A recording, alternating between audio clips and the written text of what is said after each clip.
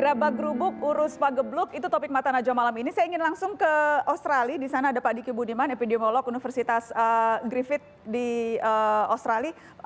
Pak Diki, yang jelas sekarang tampaknya ada harapan besar bahwa vaksin akan bisa didistribusikan bulan Desember, awal Januari sekian puluh juta orang akan bisa tervaksin dan itu artinya pandemi ini bisa terkendali. Apakah itu harapan yang valid atau kita berharap terlalu banyak?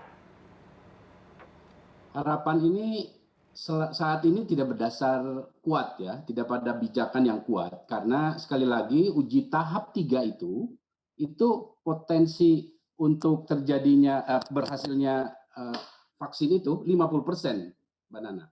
50% artinya kan ya sama bisa gagal juga. Dan ini terbukti. Vaksin HIV saja yang sudah puluhan tahun diteliti, gagalnya di uji fase 3. Dan ini baru tahun lalu akhirnya dihentikan untuk dilakukan evaluasi lagi. Nah ini apalagi ini kan prosesnya begitu cepat ya, dan juga yang menjadi isu sangat penting adalah bukan efektivitasnya yang pertama, ya pertama adalah keamanannya. Ini yang menjadi isu terbesar di dunia saat ini dan menjadi pantauan banyak pihak. Nah sekali lagi apa yang direncanakan pemerintah ini tentu ya baik, namun sekali lagi kita tidak bisa terlalu mendasarkan pada vaksin dengan mengabaikan pada aspek strategi yang utama. Jadi jangan sampai berharap pada vaksin tapi testing kita tidak ditingkatkan, tracing kita juga masih belum optimal. Nah ini padahal ini adalah sekali lagi fondasi yang penting, tidak hanya untuk protokol tadi tapi juga untuk vaksinasi ini akan berhasil. Okay. Tidak ada program vaksinasi yang berhasil tanpa data epidemiologi atau surveillance yang kuat. Kebetulan saya terlibat juga dalam program eradikasi polio yang awal tahun ini alhamdulillah berhasil dunia. Sehingga program vaksinasi ini saya paham betul tidak bisa tiba-tiba kita harapkan, tapi fondasi kita dalam data untuk situasi pemetaan masalah yang tentu sumbernya dari testing ini masih minim.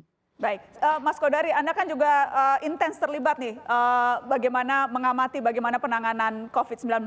Judul Mata Najwa malam ini, gerabak-gerubuk urus pagebluk, itu tepat tidak Mas Kodari? Gerabak-gerubukkah kita sekarang?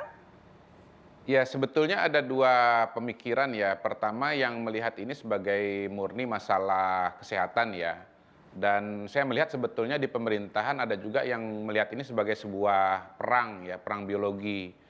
Dan karena ini perang, maka kemudian apa yang ditampilkan oleh pemerintah itu tidak selalu menggambarkan semua yang akan dilakukan atau disiapkan begitu. Karena dalam perang itu diasumsikan bahwa lawan itu tidak boleh membaca bahwa kita punya strategi alternatif begitu. Tetapi apa yang disampaikan di luar itu juga belum tentu sebagai sesuatu yang benar dan diasumsikan bisa jadi sebagai sebuah katakanlah jebakan dalam jangka panjang.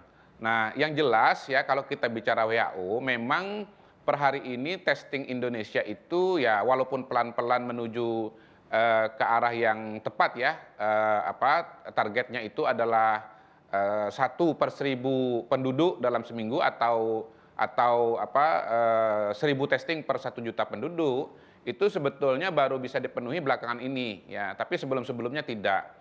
Namun yang lebih penting lagi, yang paling krusial untuk bisa menekan kasus ya sesungguhnya adalah tracing, bukan testing. Tidak ada gunanya testing 4 kali lipat, 5 kali lipat dari standar WHO, tetapi testingnya hanya katakanlah 20% saja. Okay.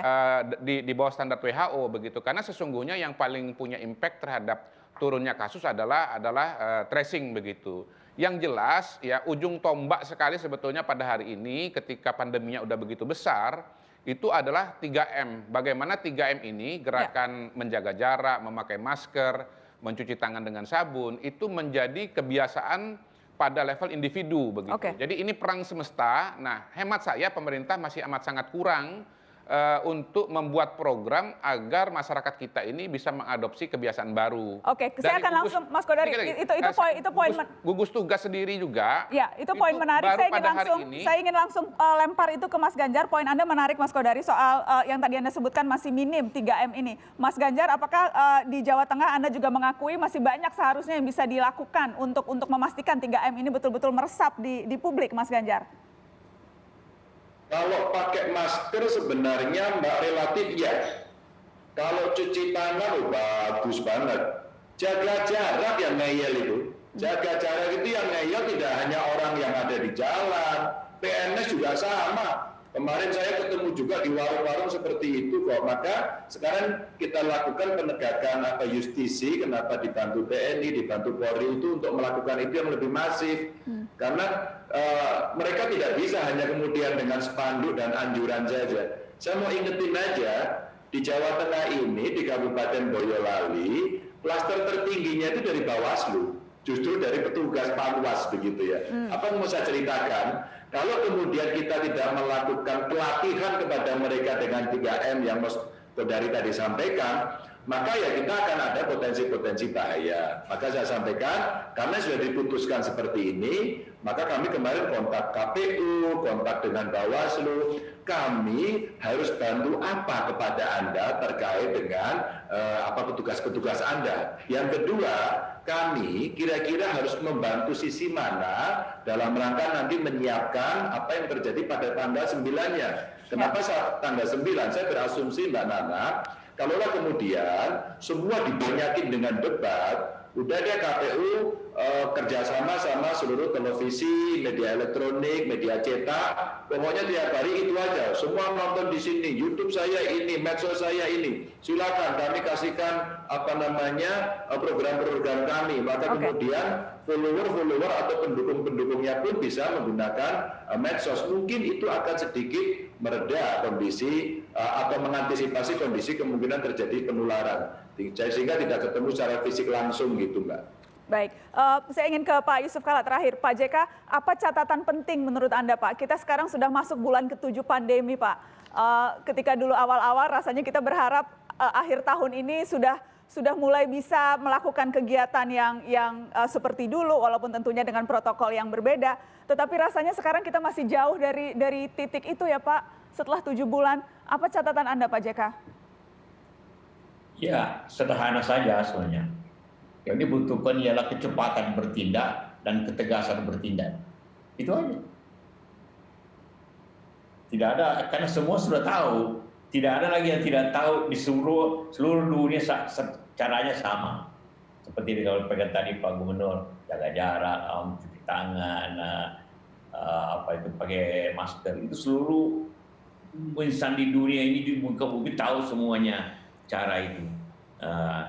Jadi tinggal disiplin masyarakat dengan kecepatan bertindak pemerintah dan ketegasan pemerintah. Jangan kita ingin masyarakat ikut tapi tanpa ketegasan dan tanpa sanksi. Ya harus ada sanksi. Disiplin itu tidak akan jalan tanpa sanksi. Apapun. Cuma dia tentara. Kalau dia tidak disiplin, dia dihukum, dia disuruh apa gitu kan. Turun pangkat atau apa macam-macam. Jadi apapun, semua orang kalau ingin disiplin, ya tegaslah. Jadi memang dibutuhkan ketegasan seperti Mas Ganjar tadi itu sampaikan. Ya, kecepatan dan ketegasan dalam bertindak itu kunci yang harus terus-menerus kita lihat dilakukan oleh negara maupun oleh warga negara. Pak Muhammad Yusuf Kalla, terima kasih ya Pak sudah bergabung di Mata Najwa malam ini. Sehat terus. Sehat terus untuk Bapak sekeluarga. Baik. Kami masih akan kembali. Tanya dulu, apa artinya itu judulnya gerabak-gerubuk apa itu? Gerabak-gerubuk kurus pagebluk itu wabah, Pak.